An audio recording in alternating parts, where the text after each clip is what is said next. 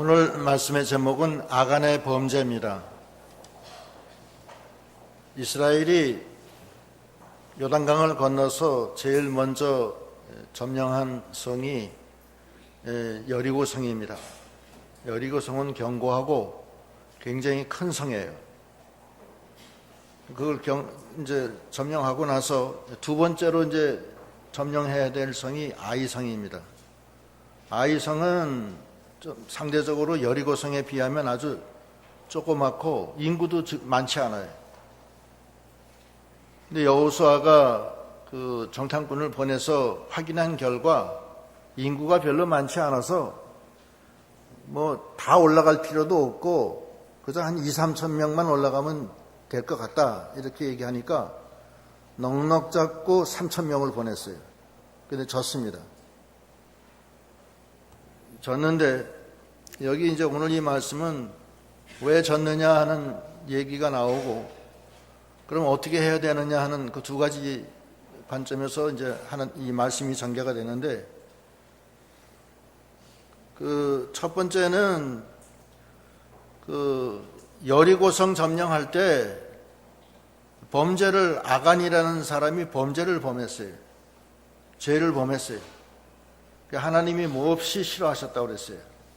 그 1절 보면은 이스라엘 자손들이 바친 물건을 인하여 범죄하였으니 이는 유다 지파 세라의 증손 삼디의 선자 갈미의 아들 아간이 바친 물건을 취하였음이라. 여호와께서 이스라엘 자손들에게 진노하시니라. 아간이라는 사람이 하나님께 바친 물건을 슬쩍 했어요. 도둑질했어요. 그래서 하나님이 진노하셨다고 했습니다. 그 여리고 성 점령할 때 하나님이 명령 내린 게 있어요. 명령 내린 게 그 여호수아 6장 18절로 19절인데 어떤 명령이냐면 여리고성 6장 18절 너희는 6장 18절 한번 안 나오나? 6장 18절 안 나와요? 안 했나? 예. 6장 18절 안 하면 이구나. 그러니까 여러분 그냥 책 피세요. 성경책 피세요. 제가 읽을게요. 너희는 바칠 물건을 스스로 삼가라. 너희가 그것을 바친 후에 그 바친 어느 것이든지 취하면 이스라엘 진으로 받침이 되어 화를 당케 할까 두려워하노라.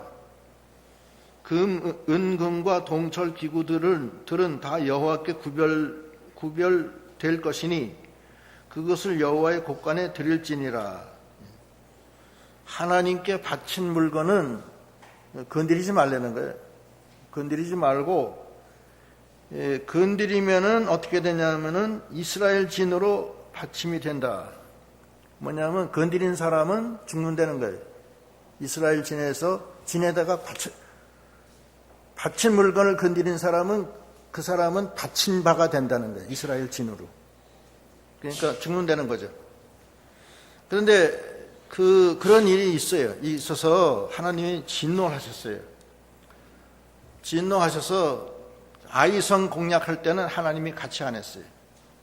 같이 안 하니까 아이성이 비록 여리고 성하고 비교하면 아주 조그만 성이지만 거기서 참패를 당하고 말아요. 거기서 내용을 다시 보겠습니다. 7장 2절 여호수아가 여리고에서 사람을 베델 동편 베다윈에 있는 아이로 보내며 그들에게 일러 가로되 올라가서 그 땅을 정탐하라 하매 사람들이 올라가서 아이를 정탐하고 여호수아에게 돌아와서 그에게 이르되 백성을 다 올라가게 말고 2-3천 명만 올라가서 아이를 치게 하소서. 그들은 소수이니 모든 백성을 그리로 보내어 수고롭게 마소서 하므로 백성 중 3천쯤 그리로 올라갔다가 아이 사람 앞에서 도망하니 아이 사람이 그들의 36인쯤 죽이고 성문 앞에서부터 스바림까지 쫓아와서 내려가는 비탈에서 쳤으므로 백성의 마음이 녹아 물같이 된지라. 아이성은 조그만 성인데 졌어요. 여리고성은 굉장히 큰 성인데 하나님이 무너뜨리고, 여리고성을 무너뜨릴 때는 하나님이 함께 하셨어요. 그래서 거기 여호수아 6장 27절에 보면은 이런 말씀이 있어요. 6장 27절. 여호와께서 여호수아와 함께 하시니 여호수아의 명성이 그 온 땅에 퍼지니라. 하나님이 함께 하시니까 여호수아의 명성이 그 온 땅에 퍼졌다는 거예요. 그러니까 하나님이 함께 하셔야 돼요. 중심은 하나님이에요. 대적을 물리쳐 주시는 분은 하나님이지 사람이 하는 게 아닙니다. 그 여호수아가 처음 전쟁 그 이스라엘 백성을 이끌고 모세로부터 그 지휘권을 인도받아서 처음에 출발할 때 하나님이 하신 말씀이 있어요. 그 말씀이 뭐냐면은 여호수아 1장 5절로 7절. 여호수아 1장 5절로 7절 읽겠습니다. 너희 평생에 너를 능히 당할 자 없으리니 내가 모세와 함께 있었던 것 같이 너와 함께 있을 것임이라. 내가 너를 떠나지 아니하며 버리지 아니하리니 마음을 강하게 하라. 담대히 하라.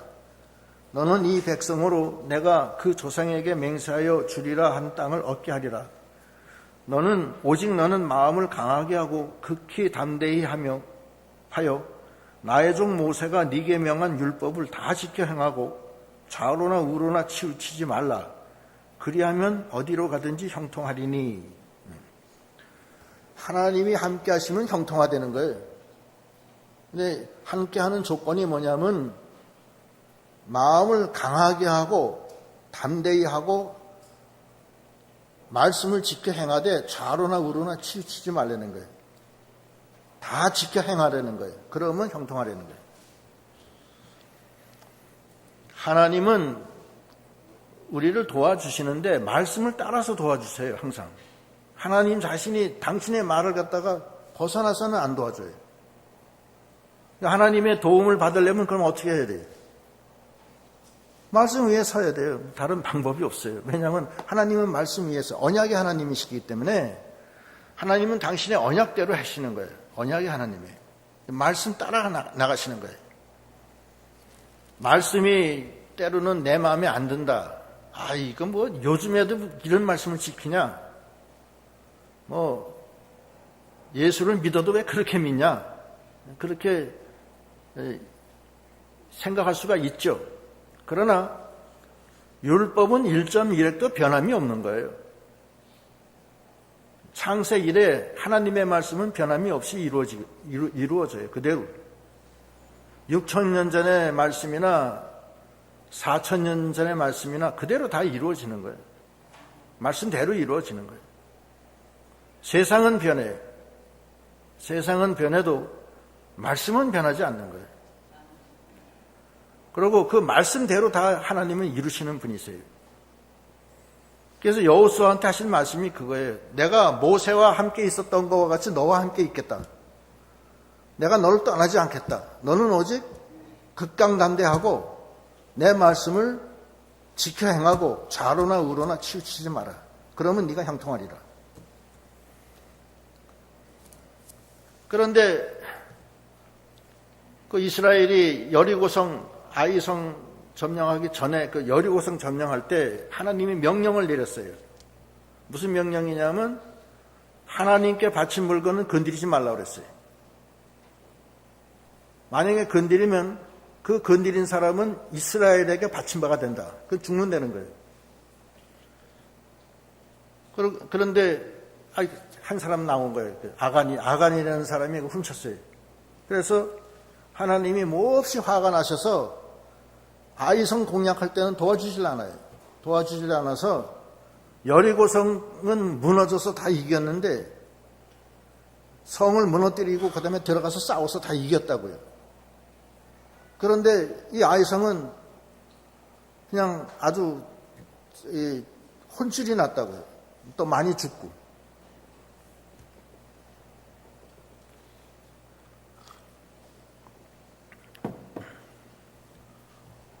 하나님이 항상 함께하는 믿음이 되어야 됩니다. 하나님이 함께하는 믿음은 제일 중요한 거는 하나님과 동행해야 돼요.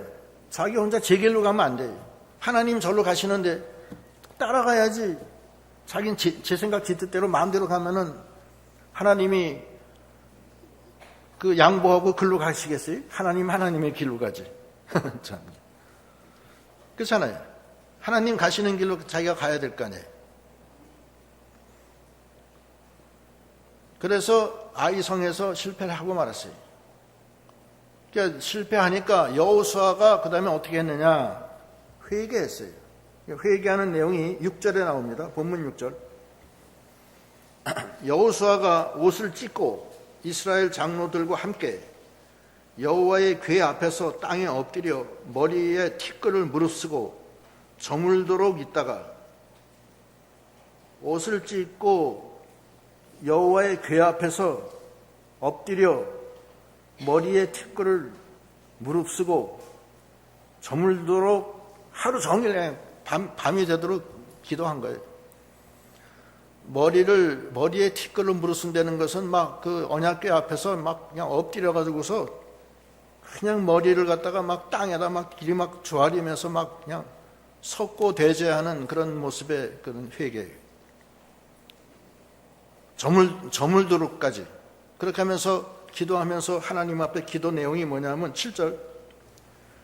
여호수아가 가로되 슬프도소이다 주 여호와여 어찌하여 이 백성을 인도하여 요단을 건너게 하시고 우리를 아모리 사람의 손에 붙여 멸망시키려 하셨나이까. 우리가 요단 저편을 족하게 여겨 거하였더라면 좋았을 뻔하였나이다. 요단 건너기 전에 그 요단 동쪽에 그 바산왕 옥, 그다음에 저기 시혼, 예? 거길 점령했죠. 그냥 거기서 그냥 있었을 걸 괜히 요단강 건너서 온 것 같습니다. 하나님 왜 안 도와주셨습니까? 원망하는 거죠. 실제로 요단강 건넌 걸 갖다가 후회하는 게 아니고, 아니 여기까지 왔는데 하나님 안 도와주시면 어떡합니까? 하면서 조르는 내용이에요. 이게 진짜 요단강 동쪽에서만 있기를 원하는 게 그런 뜻이 아니에요. 하나님한테 왜 이렇게 안 도와주십니까? 하면서 조르는 내용이에요. 그렇게 하면서 계속 얘기하기를 8절. 주여 이스라엘이 그 대적 앞에서 돌아섰으니 내가 무슨 말을 하오리이까. 그 대적을 이겨서 넘어가야 되는데 거꾸로 후퇴했다는 얘기예요. 후퇴가 아니라 적군이 내리치니까 그냥 다시 그냥 도망쳐 나왔다는 거예요. 그러니까 창피하다는 얘기죠. 9절. 가나안 사람과 이 땅 모든 거민들이 이를 듣고 우리를 둘러싸고 우리 이름을 세상에서 끊으리니 주의 크신 이름을 위하여 어떻게 하시려나이까. 아이성 공략하다 실패했으니까 다른 가나안 땅 사람들도 이제 힘을 얻어서 아이성도 뭐 정복 못하는 민족이구나 잊어보니까 우리가 너무 과대평가했구나 이렇게 생각하고 이제부터는 담배 들기 시작한다는 거예요. 그러면 우리가 어떻게 합니까? 이렇게 하나님께 기도한 거예요. 기도 내용이 그거예요. 10절. 여호와께서 여호수아에게 이르시되 일어나라 어찌하여 이렇게 엎드렸느냐. 하나님이 직접 얘기하시는 거예요. 왜 너희들이 졌는지를 얘기하시는 거예요. 11절. 이스라엘이 범죄하여 내가 그들에게 명한 나의 언약을 어기었나니 곧 그들이 바친 물건을 취하고 도적하고 사기하여 자기 기구 가운데 두었느니라. 너희 중에 내 언약을 어겨가지고서 하나님의 바친 물건을 도둑질하고 또 사기하고 자기 그 집에다가 감춰놨다는 거예요. 그걸 하나님이 얘기를 하세요. 12절. 그러므로 이스라엘 자손들이 자기 대적을 능히 당치 못하고 그 앞에서 돌아섰나니 이는 자기도 바친 것이 됨이라. 그 바친 것을 너희 중에서 멸하지 아니하면 내가 다시는 너희와 함께 있지 아니하리라. 바친 것을 가지고 있었기 때문에 하나님이 같이 안 해줬기 때문에 안 해줬다는 거예요. 그래서 그 바친 물건을 가진 사람을 멸해라. 이게 멸하면은 하나님이 같이 해주시겠다는 거예요. 그 하나님의 바친 물건은 건드리면 안 돼요. 그건 큰 죄입니다. 이게 여호수아에만 있는 게 아니라 레위기에도 있어요. 레위기 27장 28절 29절. 레위기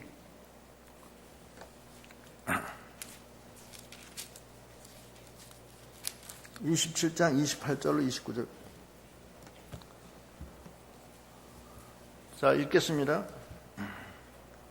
오직 여호와께 아주 바친 물건은 사람이든지 생축이든지 기업의 밭이든지 팔지도 못하고 속하지도 못하나니 바친 것은 다 여호와께 지극히 거룩함이며 아주 바친 그 사람은 다시 속하지 못하나니 반드시 죽일지니라. 하나님께 바친 것은 건드리면 안 된다는 거예요. 건드리면 그 사람은 죽는다는 거예요. 영이 죽고 첫째는, 그 다음에 세상적으로도 하나님이 더 안 도와줘요. 이게 안 된다는 거예요.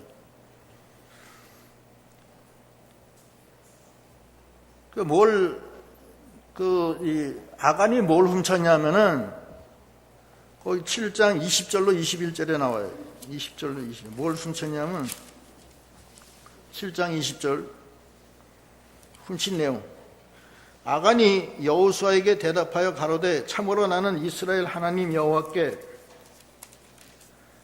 범죄하여 여차여차히 행하였나이다.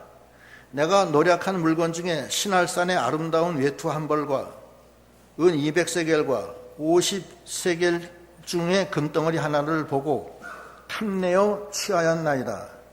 보소서 이제 그 물건들을 내 장막 가운데 땅속에 감추어뒀는데 은은 그 밑에 있나이다. 솔직하게 다 회개하면서 내놨어요. 신할산의 아름다운 외투 한 벌. 신할산 외투면 오늘날로 뭔가 영국의 바바리 코트인가? 그렇지 않으면 밍크 코트? 진짜 베개 밍크 코트. 뭐 그런 거겠죠, 뭐. 그죠? 여자들 밍크 코트 제일 좋아하시잖아요. 300만 원짜리. 300만 원 싼가? 저는 모르겠어요. 300만 원이 어떻게 밍크 코트 아시는 분 굉장히, 예? 예? 더 비싸요? 얼마나 비싸요? 7, 8? 알아보신 모양인데? 그러니 눈이 휘둥가리지는 거지. 신할산 외투, 고급 외투와 아름다운 외투. 아가니가 눈이 휙 돌아갔다고. 그 다음에 은 200세겔. 또 금덩어리 50세겔 중 금덩어리. 그러니까 뭐 눈이 휙 돌아가지.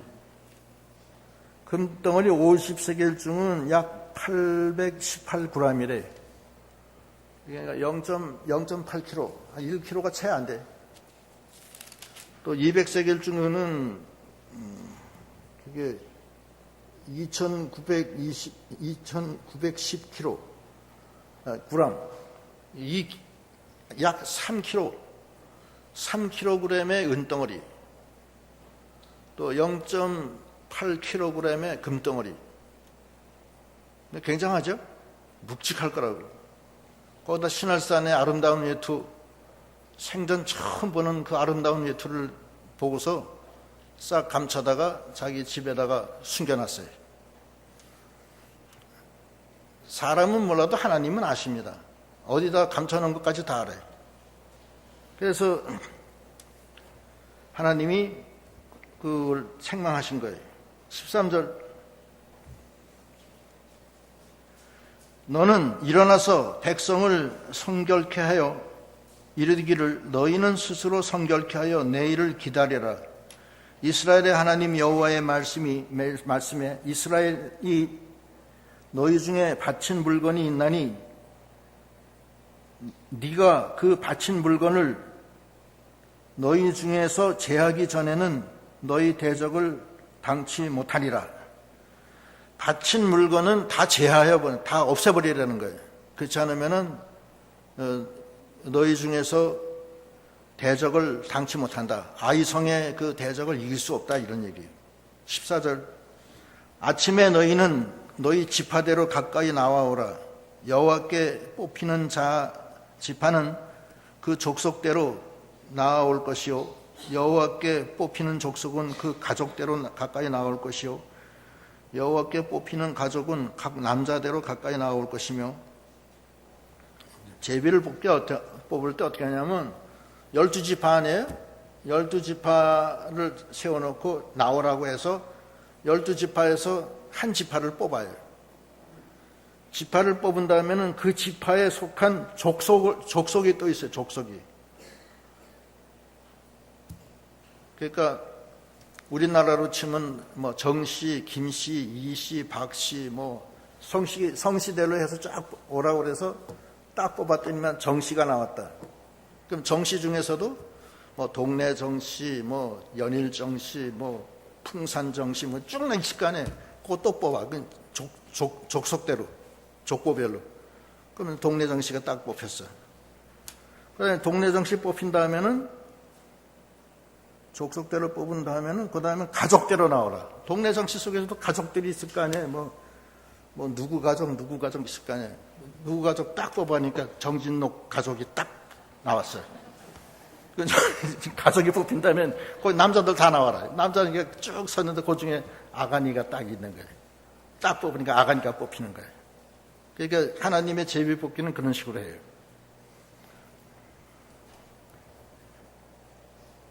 여호와께 뽑히는 가족은 남자대로 가까이 나올 것이며. 18, 15절.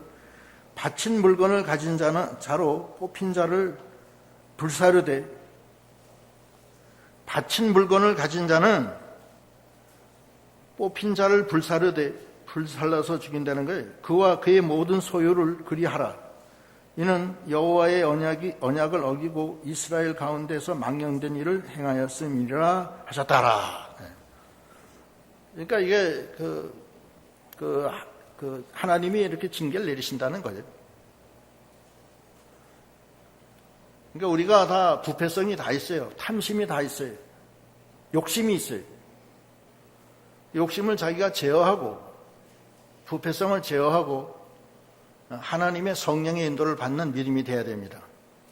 욕심을 그대로 가지고 있으면 욕심이 잉태해서 뭐가 돼요? 죄가 되고, 죄가 장성하면 사망을 낳니. 그게 그래요. 야고보서 1장 14절. 오직 각 사람이 시험을 받는 것은 자기 욕심에 끌려 위혹됨이니, 욕심이 잉태한 즉 죄를 낳고 죄가 장성한 즉 사망을 낳느니라. 내 사랑하는 형제들아, 속지 마라. 자기 속에 있는 욕심 때문에 안 된다는 거예요. 그러니까 속지 말라는 거예요. 물욕, 정욕, 사욕을 따라가지 말라는 거예요. 아담과 하와를 하나님이 생명을 부어줘서 영으로 살게끔 해놨는데 그 속에 육신의 정욕, 안목의 정욕, 이상의 자랑이 있어요. 물욕, 정욕, 사욕이 있었어요. 마귀가 그 정욕을 틈타가지고서 역사를 해서 하나님이 먹지 말라는 선악과를 먹고 말아요. 먹고서 결국 죽음이 와요. 사람이 죄를 범하는 것은 욕심에 이끌려서 미혹돼서 그런 거예요. 속지 말라는 거예요. 우리가 하루에도 몇 번씩 욕심이 들어와서 미혹을 당합니까? 사실은. 우리가 하루에 몇 번씩 마귀 종로로 타고 있습니까? 많잖아요. 처음에는 조금 할 때는 아무 생각이 없어요. 그러나 욕심이 죄를 잉태하게 돼요. 잉태할 때는 뱃속에 있기 때문에 몰라요. 내가 죄를 잉태했는지 안 했는지 모른다고. 나타나질 않아요, 아직. 그러나 그게 장성해서 결국 죽음에 이르는 병에 걸리는 거예요. 그래서 오늘 말씀에 두 가지. 하나님은 말씀을 따라가는데 말씀을 따라가지 않는 사람은 하나님이 같이 안 해요. 절대 안 해요.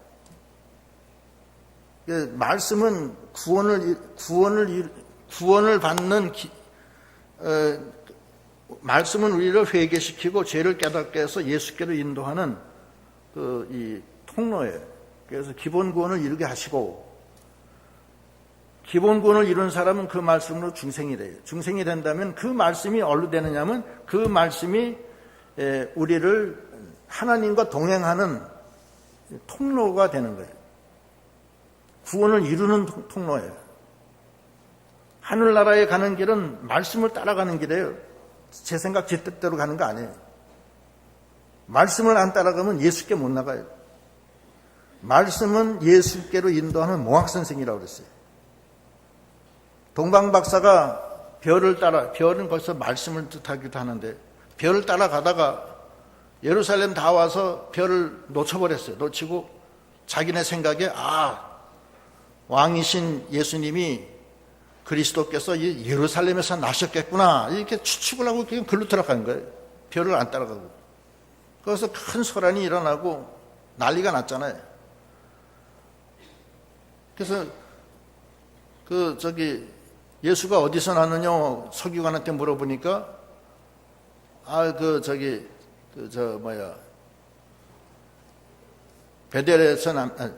베들레헴에서 납니다. 그러니까 베들레헴으로 다시 나와서 가니까 다시 별이 나타나잖아요. 그 별 따라서 다시 가는 거예요. 갔더니 별이 예수께 딱 비치니까 예수를 만나게 되잖아요. 경배하게 되잖아요. 말씀은 그리스도께로 인도하는 몽학선생이에요. 그리스도께로 인도해요. 자기가 죄인이라는 것을 깨닫게 해요. 그 다음에 기본 구원을 이룬 다음에는 말씀으로 중생한 다음에는 그 말씀이 자기를 구원을 이루는 하나님과 동행하는 그 통로, 구원을 영혼이 자라나는 통로가 되는 거예요. 그러니까 말씀이 이중성이에요. 첫 번째는 기본 구원을 이루는 데까지 도움을 주고, 그 다음부터는 말씀이 나를 하나님의 사람으로 만들어가는 하나의 이 과정에 가장 중요한 거예요.